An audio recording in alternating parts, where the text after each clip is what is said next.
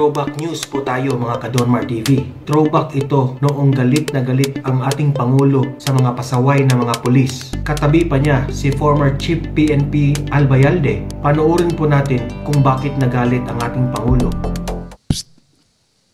Tumingin kayo sa akin. Sampalin ko putang ino. Tumingin kayo sa akin. Dito sa mata ko. Look at me.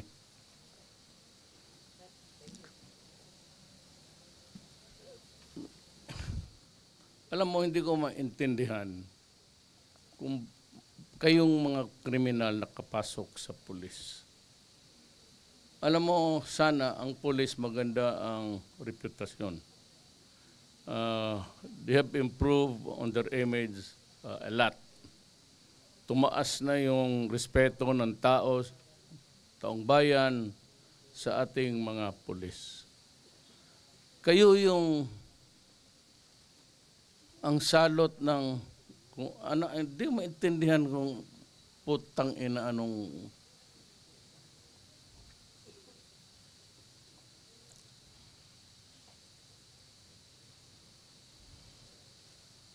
alam mo, sa totoo lang, prangkahan ko ngayon ang buong Pilipinas.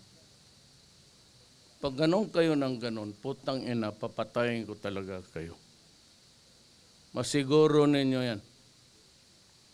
Wala na akong magawa sa inyo, mga ulol kayo. Kung hindi I will review your cases. Kayong may mga kasalanan na sindikato sa droga, sindikato sa korupsyon. Meron akong special unit, habang buhay, bantayan kayo. At pag nagkamali kayo ng konti, sabihin ko, patayin kayo.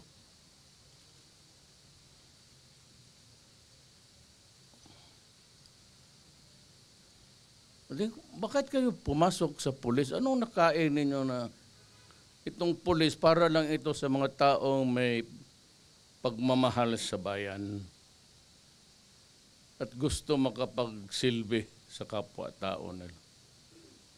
Bakit kayo napasok dito mga animal kayo? Para naman kayong putang ina, mga aso na eh. Ano, totoo lang, mabuti lang marami tao, may opisyal dito ninyo. Kanina ko pa pinagpapalo ng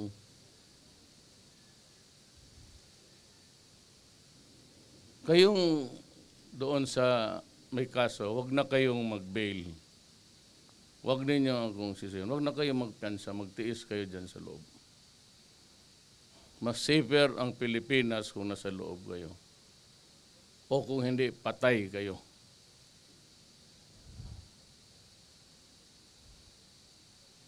Ang sunod ko sabi noon, sabi ko itong mga kriminal, sunod kayong mga pulis na kriminal.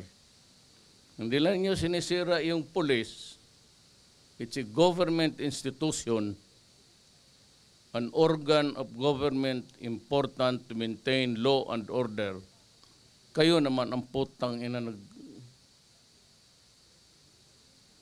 Ako nagwa-warning lang sa inyo.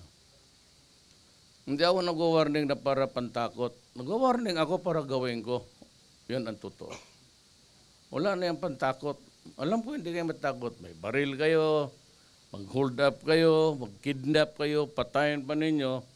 At sinabi pa ngayon sa akin, sabi ng hepe ninyo, may lumutang na naman na patay. Gusto talaga niyo subukan? O pues, ibigay ko sa inyo. At para naman sa kalaman ng taong bayan, ganon talaga ang gawin ko. Ganon talaga ang gawin ko. Let's say kayo. Yan ang usapan. Wala tayong sisiyan. Kagaya rin sa mga droga, sinabi ko na sa inyo. Ano pa naman yung putang ina hindi pa ninyo maintindihan? Tapos, pag namatay kayo, maraming reklamo. Kasi ano, kay due process, kay wala. Samantala kayo naman ang lumalaban. At lumalaban talaga kayo, pati kapwa ninyo pulis, pinapatay ninyo dahil ayaw ninyong mahuli. Gaya rin yung mga mayor, pinapatay sarili nilang pulis, yung pa ang matapang ngayong mga, kunwari yung mga pamilya, due process, kainin mo yung due process mo.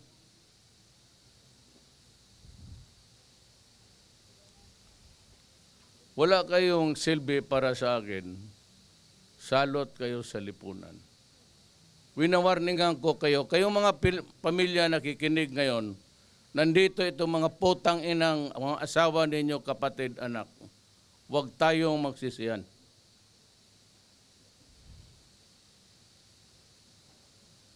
Pag nangamatay itong mga putang ina to, huwag kayong pumunta sa amin at magsisigaw kayo ng human rights, due process. Inawarningan ko na kayo eh. Ayaw ninyong maniwala may kasalanan itong mga putang ina to, di kausapin ninyo kung ano ang totoo. Wala pa kaya ko gawin, inutil itong Pilipinas. Pati kayo sumasali. Kayo nga nang inaasahan ko, paano tayo manalo dito sa kalaban natin mga NPA? Eh kung kayo mismo, putang ina, ginagawa ninyo yung ginagawa nila.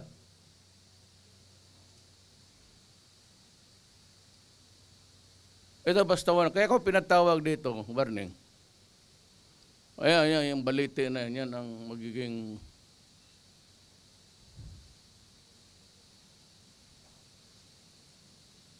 Walang sisihana.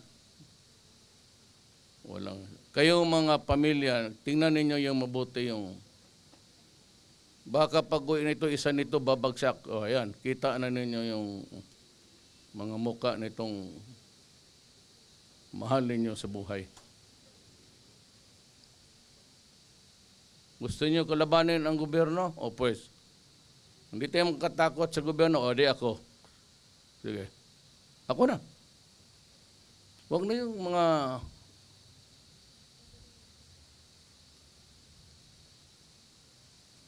Pag bumagsak ito, trabaho ko. Period.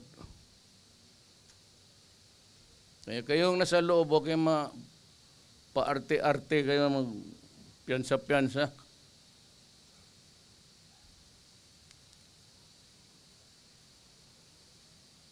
Kagaya ang ginagawa ninyo, madali mamapatay ng tao.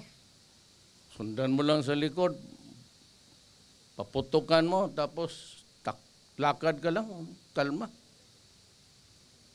Isang newspaper lang naman, isang sigawan lang. Ang ingay dyan sa TV, 2 araw lang, 3 araw, tapos na. Hanggang dyan lang naman, media, hanggang dyan lang. Publication, headline, tapos wala na. History ka na. Kung yan ang gusto ninyo, ibibigay ko talaga sa inyo. Nagbitaw ako ng salita nung isang araw nung nabasa ko, nalaman ko nga na may pinatay ninyo yung kidnap victim. Ano kaya kung gawain ko yun? Ano kaya isip ninyo kung kidnapin yung asawa mo tapos putulan ng ulo? Itapot dyan sa... Para magdusa ka lang rin. Mabigyan ka ng leksyon na pinakamasakit para dudugo ang luha mo dyan sa kulungan na yan. Yung ganon yung Apache, pati yung Rido. Pag pinatay mo yung kadugo niya, babalikan ka talaga. Ayun ang sa Mindanao eh. Baka gusto ninyo dito rin. Sa amin tawag niyan Rido.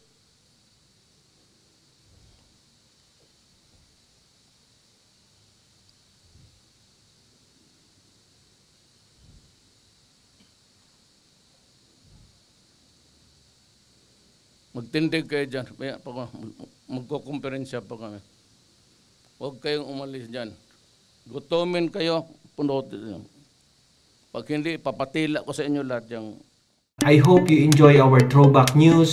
Mag-comment down below kung tama ba ang ginagawa ng ating Pangulo. Don't forget to subscribe to my channel, Donmar TV, and click the notification bell para updated ka sa mga videos na kagaya nito. Hanggang sa next video, God bless everyone.